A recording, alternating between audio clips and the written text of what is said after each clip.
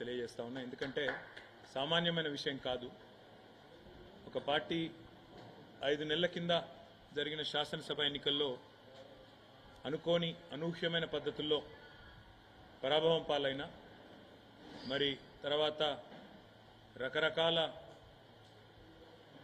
కుట్రలు కుతంత్రాలు, పార్టీలోంచి నాయకులను తీసుకొని పోవడాలు ఇవన్నీ జరిగినా, కొంతమంది స్వార్థపరులు పార్టీని విడిచిపెట్టి పోయినా, పట్టుదలతో మొక్కవోని ధైర్యంతో ఇవాళ రాష్ట్ర వ్యాప్తంగా గ్రామ గ్రామాన ప్రతి పట్టణంలో కూడా ప్రతి గల్లీలో కూడా అద్భుతంగా పనిచేసిన మా అన్నదమ్ములకు, మా అక్క చెల్లెలకు, బీఆర్ఎస్ పార్టీ కుటుంబ సభ్యులందరికీ హృదయపూర్వకంగా ధన్యవాదాలు. హృదయపూర్వకంగా మళ్ళొక్కసారి వారికి నమస్కారాలు. ఒకవైపు క్షేత్రస్థాయిలో మా నాయకులు కార్యకర్తలు బలంగా పనిచేయడం, మరొక వైపు సోషల్ మీడియాలో కూడా అంతే స్థాయిలో ఎప్పటికప్పుడు ప్రత్యర్థుల దుష్ప్రచారాలను, ప్రత్యర్థులు చేసే విమర్శలను తిప్పికొడుతూ సోషల్ మీడియాలో కూడా అద్భుతంగా పనిచేసిన మా సోషల్ మీడియా వారియర్స్ అందరికీ కూడా హృదయపూర్వకంగా ధన్యవాదాలు. ఎందుకంటే ఇప్పుడు ప్రసార మాధ్యమాల్లో, ముఖ్యంగా ఈ సామాజిక మాధ్యమాల్లో ఎక్కడికక్కడ మా పిల్లలు ఒకవైపు ప్రభుత్వం కేసులు పెట్టే ప్రయత్నం చేసినా, రేవంత్ రెడ్డి పోలీసులు భయపెట్టే ప్రయత్నం చేసినా, ఎక్కడికక్కడ చాలా చురుగ్గా పార్టీ యొక్క ఆలోచనను, బీఆర్ఎస్ పార్టీ గెలవాల్సిన ఆవశ్యకతను వివరించి చెప్పినందుకు సోషల్ మీడియాలో కూడా పనిచేసిన మా నాయకులు, కార్యకర్తలు, సైనికులు అందరికీ పేరు పేరున నమస్కారం. దాడులను, కేసులను, కుట్రలను, కుతంత్రాలను, స్వార్థపరుల రాజకీయ ఎత్తుగడలను ఎన్నిటినీ తిప్పికొడుతూ మరి మొక్కవోని ధైర్యంతో ముందుకు పోయినాం. పెద్దలు కేసీఆర్ గారి బస్సు యాత్రతో నిజంగా చెప్పాలంటే పార్లమెంట్ ఎన్నికల్లో ఒక మలుపు తిప్పింది రాష్ట్ర రాజకీయాన్ని కేసీఆర్ గారి బస్సు యాత్ర. 17 రోజుల బస్సు యాత్రతో 2 జాతీయ పార్టీలు కూడా దిగిరాక తప్పని పరిస్థితి. 2 జాతీయ పార్టీల నాయకత్వాలు కూడా తెలంగాణ చుట్టూ గింగిరాలు కొట్టక తప్పని పరిస్థితి కేసీఆర్ గారి బస్సు యాత్ర కల్పించింది. ఏ జిల్లాకి పోయినా, ఏ నియోజకవర్గానికి పోయినా, ఏ పట్టణానికి పోయినా బ్రహ్మరథం పట్టినారు ప్రజలు. ముఖ్యంగా రాష్ట్రంలోని ప్రతి పాయింట్లో ఎక్కడెక్కడైతే కేసీఆర్ గారు కాలు పెట్టారో దాదాపు 30 చోట్ల, ప్రతి చోట కూడా మరి ఈ బస్సు యాత్రని, రోడ్ షోలను కూడా విజయవంతం చేసిన మా పార్టీ నాయకత్వానికి కూడా హృదయపూర్వకంగా ధన్యవాదాలు. ఆదిలాబాద్ నుంచి అలంపూర్ దాకా ఇవాళ గులాబీ సైన్యంలో గుండెల నిండా కూడా ఆత్మవిశ్వాసం కనబడతా ఉంది. తప్పకుండా 2 జాతీయ పార్టీలకు కూడా ముచ్చెమటలు పట్టించినాం. మొత్తం క్యాడర్ నుంచి లీడర్ల దాకా అందరిలో కూడా స్పష్టమైన ఒక విశ్వాసం, స్పష్టమైన ఒక నమ్మకం. పార్టీ 10 కాలాల పాటు చల్లగా ఉంటుందనే ఒక ధైర్యం, ప్రజల నుంచి వచ్చిన ఆదరణ చూసిన తర్వాత ఒక పూర్తి స్థాయి స్థైర్యం ఏదైతే పెరిగిందో, ముఖ్యంగా కేసీఆర్ గారి పోరుబాటకు జనం నుంచి వచ్చిన స్పందన చూసిన తర్వాత బ్రహ్మాండంగా మరి కార్యకర్తల్లో గొప్ప ఉత్సాహం, కొత్త జోష్ కూడా వచ్చింది. వాళ్ళ రాష్ట్రంలోనేమో ఇక్కడ కాంగ్రెస్ ప్రభుత్వం మేము చేసిన పనులన్నింటినీ కూడా తిరగదోడి కొత్త జిల్లాలు రద్దు చేయాలని, అదేవిధంగా కేసీఆర్ ఆనవాళ్లు లేకుండా చేయాలని ఒక చిల్లర ప్రయత్నం ఏదైతే చేస్తున్నదో, ఇది కూడా రాష్ట్ర ప్రజల్లో ఒక విముఖతను, ఒక రకమైన మరి ప్రభుత్వం పట్ల వ్యతిరేకతను పెంచిందని చెప్పి కూడా మేము అనుకుంటా ఉన్నాం. అదేవిధంగా 6 గ్యారంటీలు 100 రోజుల్లో అమలు చేస్తామని చెప్పి మొత్తంగా 420 హామీలు ఇచ్చి ఇవాళ వాటిని తుంగలో తొక్కిన వైనం మీద కూడా కాంగ్రెస్ పార్టీ మీద ప్రజల్లో తీవ్రమైన వ్యతిరేకత కనబడింది. మేము ఎక్కడెక్కడైతే తిరిగినామో చాలా స్పష్టంగా, ముఖ్యంగా గ్రామీణ ప్రాంతాల్లో రైతు భరోసా అని చెప్పి మోసం చేసినందుకు, రైతు బంధునే మొత్తంగా వేయనందుకు, కరెంటు విషయంలో తీవ్రమైన నష్టం చేసినందుకు, క్వింటాల్కు 500 బోనస్ ఇస్తామని చెప్పి బోగస్ మాటలు చెప్పి మోసం చేసినందుకు ఇవాళ రైతులు బగ్గున మండుతా ఉన్నారు. తప్పకుండా ఆ వ్యతిరేకత అనేది ఓట్ల రూపంలో కనబడుతుంది గ్రామీణ ప్రాంతాల్లో అని చెప్పి మేము అనుకుంటా ఉన్నాం. రుణమాఫీ కూడా ముఖ్యమంత్రి గారు స్వయంగా తారీఖులు చెప్పి మళ్ళీ మళ్ళీ మాట మార్చిన విధానం, తేదీలు మార్చిన విధానం, దేవుళ్ళ మీద ఎన్ని ఓట్లేసినా ఒక నమ్మలేని పరిస్థితిని కాంగ్రెస్ పార్టీ పట్ల తీసుకొచ్చిన మాట కూడా వాస్తవం. రైతాంగం అంతా ఒకటే అనుకున్నారు, కేసీఆర్ ఉన్నప్పుడే బాగుండే, అందుకే ఈ ఎన్నికల్లో కర్రుగాల్చి వాత పెట్టాలనుకున్నారు, పెడతారని చెప్పి కూడా నేను బలంగా నమ్ముతా ఉన్నాను. రాష్ట్రంలోని మా ఆడబిడ్డల్లో కూడా కాంగ్రెస్ పార్టీ పట్ల తీవ్రమైన వ్యతిరేకత కనబడ్డది. మహిళలకి 100 రోజుల్లోనే 18 ఏళ్లు నిండిన 1,67,00,000 మంది ఆడబిడ్డలకు నేను నెలకు 2,500 రూపాయలు 100 రోజుల్లోనే ఇస్తానని చెప్పి ఏదైతే మాటిచ్చారో ఆ హామీ నెరవేర్చకపోవడం, అది మాత్రమే కాకుండా తులం బంగారం అని, స్కూటీలని, పెద్ద మనుషులకు కూడా 4,000 పెన్షన్లని, అదేవిధంగా చివరికి మాటలన్నీ పెద్ద పెద్ద మాటలు చెప్పి మంచినీళ్ళకి మళ్ళీ ఒక్కసారి రోడ్డున పడాల్సిన దుస్థితి, పిందెలు పట్టుకుని రోడ్డుకెక్కే పరిస్థితి ఏదైతే ఈ ప్రభుత్వం తెచ్చిందో దానివల్ల మహిళలు ముఖ్యంగా వారు కూడా తీవ్రమైన ఆగ్రహంతో ఈ ప్రభుత్వాన్ని క్షమించే పరిస్థితిలో లేరు. అదేవిధంగా ఈరోజు ఈ రాష్ట్రంలోని అన్ని వర్గాలు, వీళ్ళు వాళ్ళని కాదు, పెద్ద మనుషులు మాకు 4,000 రూపాయల పెన్షన్ ఇస్తారనుకున్నాం, కానీ మా జనవరి నెల 2,000 పెన్షన్ ఎగ్గొట్టిండు రేవంత్ రెడ్డి అనే మాట వారి మనసులో కూడా బాగా బలంగా నాటుకొని పోయింది. అట్లా ఏ ఒక్క వర్గం కూడా ఇవాళ కాంగ్రెస్కు కొత్తగా తోడైంది లేదు. అట్లని చెప్పి బీజేపీ పైన కూడా పెద్ద సానుకూలత లేదు. 10 ఏళ్లలో ఏమీ చేయని బీజేపీ 10 ఏళ్లలో 4 ఎంపీలను గెలిపించినా ఏమీ జరగలేదు, ఏమీ చేయలేదు, వాళ్ళ వల్ల ఒరిగింది సున్నా అనే విషయం పూర్తి స్థాయిలో ప్రజలకు అర్థమైంది. అడ్డగోలుగా పెరిగిన పెట్రోల్ ధరలు, డీజిల్ ధరలు, నిత్యావసర వస్తువుల ధరలు, సిలిండర్ ధరలు ఇవన్నీ కూడా పిరమైన తర్వాత మోడీ గారి ప్రభుత్వం మీద కూడా వ్యతిరేకత కనబడతా ఉంది.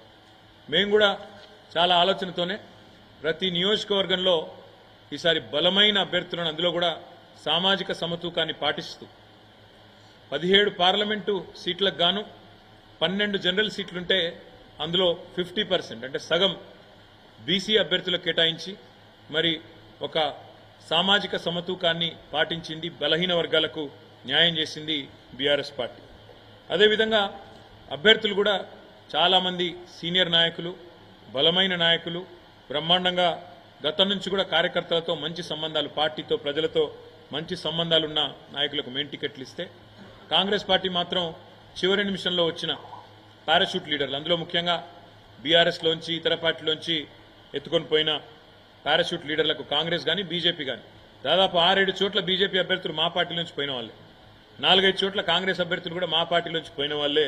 కాబట్టి సొంత పార్టీలోనే, వాళ్ళ సొంత పార్టీ కాంగ్రెస్లోనే వారి పట్ల విముఖత, వ్యతిరేకత కూడా స్పష్టంగా కనబడ్డది. మా అభ్యర్థుల పట్ల సానుకూలత, వారి అభ్యర్థుల పట్ల వ్యతిరేకత. మొదలు ఒక 2 నెలల కిందట అసలు బీఆర్ఎస్కు సీట్లే రావు, ఒక్క సీటు కూడా వస్తే ఎక్కువ అని చెప్పి స్వయంగా ముఖ్యమంత్రి రేవంత్ రెడ్డి ఒక్క సీటన్న గెలుచుకొని చూపెట్టండి అన్న పరిస్థితి నుంచి ఇవాళ 2 జాతీయ పార్టీలకు ముచ్చెమటలు పట్టించే స్థితి నెల రోజుల లోపలనే తెచ్చింది మా గులాబీ దండు, మా గులాబీ సైనికులు అనే మాట కూడా నేను విజ్ఞప్తి చేస్తా ఉన్నా. కొన్ని చోట్ల కాంగ్రెస్ మాకు ప్రత్యర్థిగా ఉండే, కొన్ని చోట్ల మాకు బీజేపీ ప్రత్యర్థిగా ఉండే, కానీ మొత్తం రాష్ట్రంలోని 17 సీట్లలో అంతటా కూడా ధీటుగా పోటీనిచ్చింది మాత్రం ఖచ్చితంగా బీఆర్ఎస్ అనే మాట నేను మీకు విజ్ఞప్తి చేస్తా ఉన్నా. ఇవాళ ఒకటి మాత్రం స్పష్టం, ఢిల్లీలో కుస్తీలు, గల్లీలో దోస్తీలు. కాంగ్రెస్ బీజేపీ రాజకీయం చూస్తే ఢిల్లీలో కుస్తీ, గల్లీలో దోస్తీ అన్నట్టుగా ఇలా వ్యవహారం నడుస్తూ ఉంది. ఢిల్లీలోనేమో ఏదో కొట్లాడుతున్నట్టు యాక్టింగ్, కానీ ఇక్కడ దాదాపు 6-7 సీట్లలో ఇవాళ తెలంగాణలో కాంగ్రెస్ పార్టీ బలహీనమైన డమ్మీ అభ్యర్థులను పెట్టి వాళ్ళ కరీంనగర్తో సహా, నిజామాబాద్తో సహా, అదేవిధంగా నిజామాబాద్లో డమ్మీ అభ్యర్థి నేను ఎందుకంటా ఉన్నా అంటే జీవన్ రెడ్డి గారు సీనియర్ నాయకుడే, కానీ ఆయన పోటీ చేయాలనుకున్నది కరీంనగర్ నుంచి. ఆయనను బలవంతంగా ఆయనకి ఇష్టం లేని నిజామాబాద్లో రుద్దింది కాంగ్రెస్. కరీంనగర్ అభ్యర్థి ఎవరో ఎవరికి తెలియదు. సికింద్రాబాద్ అభ్యర్థి అసలు ప్రచారం కూడా దాదాపు లాస్ట్ 10 రోజుల వరకు చేయలేదు. మల్కాజ్గిరి అభ్యర్థి ఆ ప్రాంతం కనీసం సుపరిచితం కూడా కాదు, పరిచయం కూడా లేదు. ఇట్లా 6-7 సీట్లలో డమ్మీ అభ్యర్థులను పెట్టి రేవంత్ రెడ్డి గారు మరి బీజేపీని గెలిపించడానికి కిషన్ రెడ్డి కంటే ఎక్కువ రేవంత్ రెడ్డి కష్టపడ్డాడన్న మాట నేను విజ్ఞప్తి చేస్తా ఉన్నా. అదే మాదిరిగా ఇవాళ ఒక వార్త స్పష్టంగా కనబడతా ఉంది. నేను మా నాయకులు కార్యకర్తలకు కూడా నేను చేసే విజ్ఞప్తి, వాళ్ళ దేశంలో ఈ రెండు కూటమిల్లో ఏ కూటమికి కూడా స్పష్టమైన మెజారిటీ వచ్చే పరిస్థితి కనబడడం లేదు. ఇటు బీజేపీ ఆధ్వర్యంలో ఉన్న ఎన్డీఏకి కానీ, కాంగ్రెస్ ఆధ్వర్యంలో ఉన్న ఇండియా కూటమికి కానీ స్పష్టమైన మెజారిటీ అయితే వచ్చే పరిస్థితి లేదు. ప్రాంతీయ పార్టీలే తమ హవా కొనసాగించబోతా ఉన్నాయి. తప్పకుండా ఏ పార్టీలైతే ఇండియాలో కానీ ఎన్డీఏలో కానీ లేవో ఆ పార్టీలకు వచ్చే సీట్లు, అందులో చాలా ప్రముఖమైన పార్టీలు ఉన్నాయి. బీఆర్ఎస్ ఉన్నది, వైఎస్ఆర్సీపీ ఉన్నది, బిజు జనతాదళ్ ఉన్నది. వీళ్ళే రేపు ప్రాంతీయ శక్తులే నిర్ణయాత్మకమైన పాత్ర పోషిస్తాయనే విశ్వాసం మాకున్నది. 5 నెలలు టైంపాస్గా నడిపింది కాంగ్రెస్ ప్రభుత్వం ఈ రాష్ట్రంలో ప్రభుత్వాన్ని. ప్రజల సమస్యల పట్ల కానీ ప్రజల అవసరాల పట్ల కానీ అవగాహన లేకుండా అన్ని చిల్లరమల్లర అంశాలు తీసుకొని కొన్ని రోజులు మేడిగడ్డ మీద టైంపాస్ పేరు మీద, కొన్ని రోజులు శ్వేతపత్రాల పేరు మీద టైంపాస్, కొన్ని రోజులు ఫోన్ ట్యాపింగ్ అని టైంపాస్, రకరకాలుగా ప్రజల దృష్టిని మరల్చడానికి చిల్లరమల్లర ప్రయత్నాలు చేసి చివరికి కొంతమంది నాయకులను మా పార్టీ వాళ్ళను గుంజుకున్నా మా క్యాడర్ మాత్రం బలంగా నిలదొక్కున్నది, నిలబడ్డది. పార్లమెంటు ఎన్నికల్లో అద్భుతంగా పోరాట పటిమను ప్రదర్శించింది బీఆర్ఎస్ పార్టీ క్యాడర్. అందుకే తప్పకుండా మంచి విజయాలు కూడా మా పార్టీ మా క్యాడర్ బలం వల్ల, మా పార్టీ నాయకులు చేసిన ఐకమత్యమైన సమన్వయంతో కూడిన కృషి వల్ల మంచి ఫలితాలు సాధించబోతా ఉన్నాం. ప్రజలకు ఒక విషయం స్పష్టంగా అర్థమైంది. ఈనాడైనా ఏనాడైనా అల్టిమేట్గా బీఆర్ఎస్ పార్టీయే తెలంగాణ ప్రయోజనాలకు సంబంధించినంత వరకు శ్రీరామ రక్ష అనే మాట ప్రజలందరికీ కూడా అర్థమైంది. రెండు జాతీయ పార్టీలు కూడా కేవలం సన్నాయి నొక్కులు నొక్కడానికి, విమర్శలు చేయడానికి, కేసీఆర్ గారిని దూషించడానికి, కేవలం తెలంగాణకు ఏమీ చేయకపోయినా అడ్డగోలు మాటలు మాట్లాడడానికి, అడ్డగోలు విమర్శలు చేయడానికి మాత్రమే పరిమితం. వీళ్ళ వల్ల అంతకంటే ఏమి కాదు అనే మాట కూడా అర్థమైంది. చివరిగా నేను చేసే విజ్ఞప్తి, నేను చెప్పే మాట ఒకటే. ఇవాళ మా పార్టీ నాయకులు, మా పార్టీ కార్యకర్తలు ఎవరెవరైతే ఈ ఎన్నికల్లో అద్భుతమైన పని చేసినారో వారందరికీ ధన్యవాదాలు తెలియజేసుకుంటూనే వారికి ఇంకొక మాట కూడా నేను విజ్ఞప్తి చేస్తా ఉన్నాను. మీరు చేసిన కృషి, మీరు చేసిన ప్రయత్నం ఉత్తగానే పోదు. పార్లమెంట్ ఎన్నికల్లో మంచి ఫలితాలతో పాటు, మంచి ఓట్లతో పాటు, సీట్లతో పాటు రేపు తొందరలోనే జరగబోయే స్థానిక సంస్థల ఎన్నికలకు కూడా మీరు చేసిన పని, మీరు పెట్టిన ఎఫర్టు ఇదొక పునాది కాబోతా ఉన్నది. ఎందుకంటే ఈ సంవత్సరం వరుసగా జిల్లా పరిషత్ ఎన్నికలు ఉన్నాయి, మండల ప్రజా పరిషత్ ఎన్నికలు ఉన్నాయి, సర్పంచ్ ఎలక్షన్లు ఉన్నాయి, అదేవిధంగా కౌన్సిలర్ ఎన్నికలు ఉన్నాయి. ఇవన్నిటికీ ఒక బలమైన పునాది, ఒక బలమైన మరి ఎఫర్ట్ ఏదైతే మనం చేసినామో తప్పకుండా ఇవన్నిటికీ ఇది ఒక బలమైన ప్రాతిపదికగా మారుతుంది.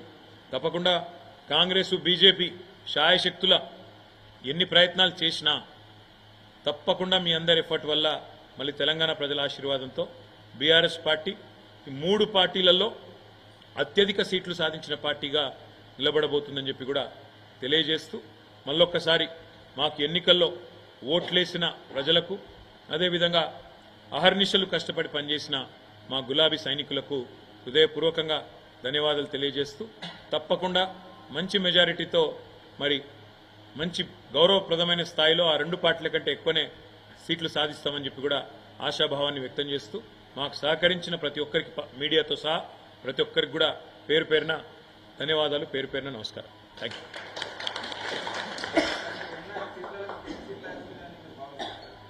ఆ 2 పార్టీల కంటే మాకు ఎక్కువ వస్తాయి బ్రదర్. కాంగ్రెస్ కంటే, బీజేపీ కంటే 17లో మరి తప్పకుండా వాళ్ళిద్దరి కంటే కూడా మేము సింగిల్ లార్జెస్ట్ పార్టీగా మేము ఎదుగుతామని మా విశ్వాసం.